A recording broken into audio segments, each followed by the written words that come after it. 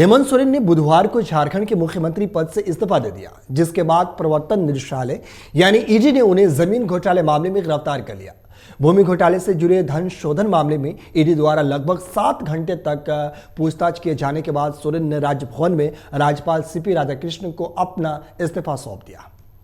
लेकिन ये पूरा मामला क्या है, कैसे झारखंड की सियासत में खलबली मच गई है, चलिए आपको एक एक करके वो सारे पहलू बताते हैं।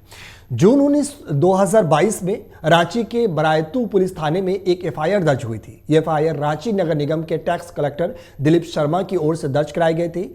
इसमें प्रदीप बागची नाम के शख्स को आरोपी बनाया गया था। आरोप था कि प्रदीप बागची ने फर्जी कागजातों के जरिए भारतीय सेना की एक संपत्ति को हड़प लिया। ईडी ने जब इसकी जांच की तो पता चला कि 4.5 एकड़ की यह जमीन बीएम लक्ष्मण राव की थी, जिन्होंने आजादी के बाद इसे सेना को सौंप दिया था। वहीं अप्रैल 2023 में ईडी ने प्रदीप बागची समेत 7 आरोपियों को मामले में गिरफ्तार किया था। जिन 7 को गिरफ्तार किया गया था उनमें से 2 अफसर अली और भानु प्रताप सरकारी कर्मचारी थे। अफसर अली सरकारी अस्पताल में ग्रेड 3 के कर्मचारी हैं, जबकि Bhanu Pratap revenue sub inspector थे। बाकी सभी लैंड माफिया से जुड़े थे और फर्जी दस्तावेजों के जरिए जमीनों की बिक्री में शामिल थे। वहीं ईडी ने जांच के दौरान पाया कि सेना की जमीन का असली मालिक प्रदीप बागची को दिखाने के लिए लैंड माफियाओं, बिचौलियों और नौकरशाहों ने मिलकर काम किया। जांच में ईडी को पता चला कि एक फर्जी दस्तावेज बनाया गया, इसे 1932 को दिखाया गया था। इसमें लिखा था कि यह जमीन प्रफुल्ल बागची ने सरकार से खरीदी थी।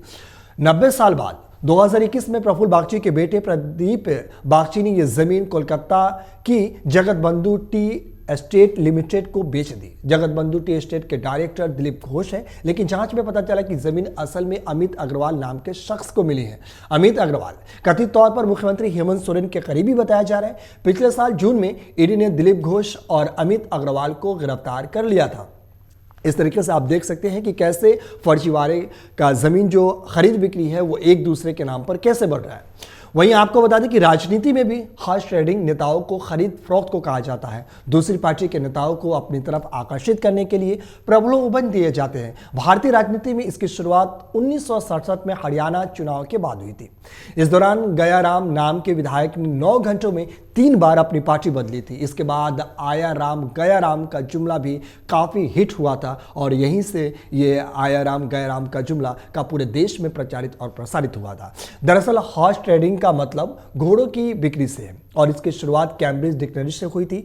साल 1820 के आसपास घोड़ों की बिक्री के लिए इस शब्द का इस्तेमाल किया जाता था। इस दौरान व्यापारी अच्छी नस्ल के घोड़ों की खरीद फरोख्त करते थे और अच्छे घोड़ों को पाने के लिए चालाकी और प्रलोभन देते थे और इस तरीके से ये जो शब्द है, ये हॉर्स ट्रेडिंग का शब्द भारतीय राजनीति में भी काफी ज्यादा प्रचलन में आ गया था। अगर आप ये वीडियो YouTube पर देख रहे हैं तो हमारे चैनल को सब्सक्राइब करें और बेल आइकन को दबाना ना भूलें। अगर आप Facebook पर ये वीडियो देख रहे हैं तो हमारे पेज को लाइक करें।